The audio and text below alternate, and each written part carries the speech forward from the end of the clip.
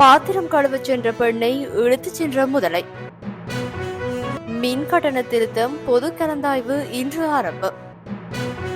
வெள்ளத்தால் பாதிக்கப்பட்ட 80,000 ஏக்கர் விளைநிலங்கள் அடையாளம்.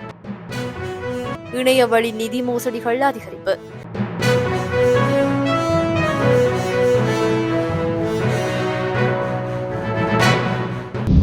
களுகங்கையில் பாத்திரங்களை கழுவச் சென்ற பெண்ணொருவரை முதலை இழுத்துச் சென்றுள்ளதாக களுத்துறை தெற்கு போலீசார் தெரிவித்துள்ளனர். தொடங்கொட கொகலான வடக்கு பகுதியைச் சேர்ந்த 50 வயதுடைய பெண்ணொருவரையே முதலை இழுத்துச் சென்றுள்ளது. களுத்துறை கொகலான பிரதேசத்தில் களுகங்கைக்கு அருகில் குறித்த பெண் முதலையால் இழுத்துச் செல்லப்பட்டுள்ளதாக தெரிவிக்கப்படுகின்றது. களுகங்கையில் படகுகள் மூலம் பிரதேச மக்கள் முன்னெடுத்த தேடுதல் நடவடிக்கையின் பின்னரே சடலம் மீட்கப்பட்டுள்ளது.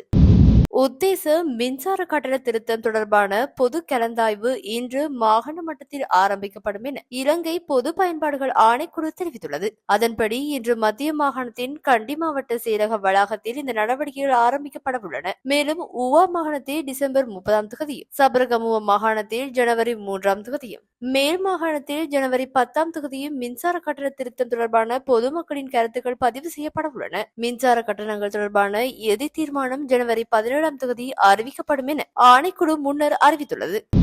மோசமான வானிலை காரணமாக கடந்த நவம்பர் மாதம் ஏற்பட்ட வெள்ளத்தினால் சேதமடைந்த சுமார் 80,000 ஏக்கர் விளைநிலங்கள் அடையாளம் காணப்பட்டுள்ளன. 2024-25 பெரும்போக நடவடிக்கைகளில் கடந்த நவம்பரில் ஏற்பட்ட வெள்ளத்தால் சேதமடைந்த பயிர்களை ஆய்வு செய்யும் பணி தற்போது வேளாண் வளர்ச்சித்துறையின் உதவியுடன் மற்றும் விவசாயிகள் அமைப்புகளின் பங்களிப்புடன் செயற்படுகின்றது.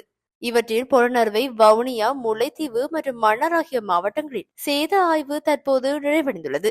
இது தவிர மட்டக்களப்பு, அம்பாறை, திருகோணமலை மாவட்டங்களில் 29 பயிர்ச்சேதங்கள் தொடர்பான ஆய்வுப் பணிகளையும், அனுராதபுரம், குருநாகல், மாத்தளை மாவட்டங்களில் பயிர்ச்சேதங்கள் தொடர்பான ஆய்வுப் பணிகளை டிசம்பர் 30 முடிக்கவும் ஏற்பாடுகள் செய்யப்பட்டுள்ளன. பயிரிழப்புகள் மதிப்பீடு செய்யப்பட்டு மதிப்பீடு தொடர்பான அறிவுறுத்தல்கள் வழங்கப்பட்டவுடன் அனர்த்தங்களினால் பாதிக்கப்பட்ட விவசாயிகளின் கணக்குகளில் இழப்பீட்டுத் தொகை வரவு வைக்கப்படும் என விவசாய மற்றும் கமநல காப்புறுதி சபை மேலும் தெரிவித்துள்ளது.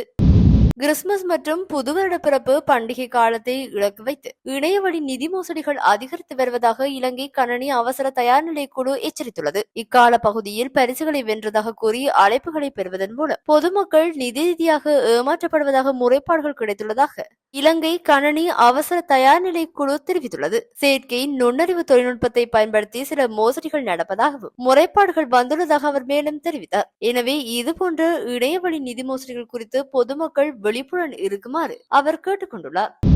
அரசு புலனாய்வு தகவல்களின்படி முன்னாள் ஜனாதிபதி மஹிந்த ராஜபக்ஷ மீது ஆளில்லா விமானம் தாக்குதல் நடத்தப்படும் அபாயம் எதுவும் இல்லை என பொதுமக்கள் பாதுகாப்பு பிரதி அமைச்சர் சட்டத்தரணி சுனில் வட்டகட தெரிவித்துள்ளார். முன்னாள் ஜனாதிபதிக்கு ISIS தீவிரவாதிகள் மற்றும் விடுதலை புலி குழுக்களிடமிருந்து மரண அச்சுறுத்தல் விடுக்கப்பட்டுள்ளதாக ஸ்ரீலங்கா பொதுஜன பெரமுன கட்சி சட்டத்தரணிகள் சங்கத்தின் உபத்தலைவர் மனோஜ் கமகி அண்மையில் தெரிவித்தார். இதுகுறித்து ஊடகங்களிடம் பேசிய அவர் டிசம்பர் 23 முதல் ராஜபக்சவின் பாதுகாப்பு பிரிவினருக்கு ஒதுக்கப்பட்ட மீதமுள்ள ராணுவ அதிகாரிகளை பொது பாதுகாப்பு அமைச்சு திரும்ப பெற்ற நடவடிக்கையையும் சாடி பேசினார். அத்துடன் அனுபவம் வாய்ந்த மற்றும் ஆயுதமேந்திய ராணுவ வீரர்களுக்கு பதிலாக முன்னாள் ஜனாதிபதியின் பாதுகாப்பிற்காக போலீஸ் அதிகாரிகளை மட்டுமே நியமிக்கும் நடவடிக்கையை கமர்கே விமர்சித்ததுடன் அச்சுறுத்தல்களின் தீவிரத்தை கருத்தில் கொண்டு இது போதுமானதாக இல்லை என்று சுட்டிக்காட்டினார். இந்த நிலையிலேயே பொதுமக்கள் பாதுகாப்பு பிரதி அமைச்சர் சுனில் வட்டகள மேற்கொண்ட அறிவிப்பை விடுத்துள்ளதுடன் இது தொடர்பான பாதுகாப்பு நிலைமைகளில் தேவையான மாற்றங்களை மேற்கொள்ள வாய்ப்பு உள்ளதாகவும் கூறினார்.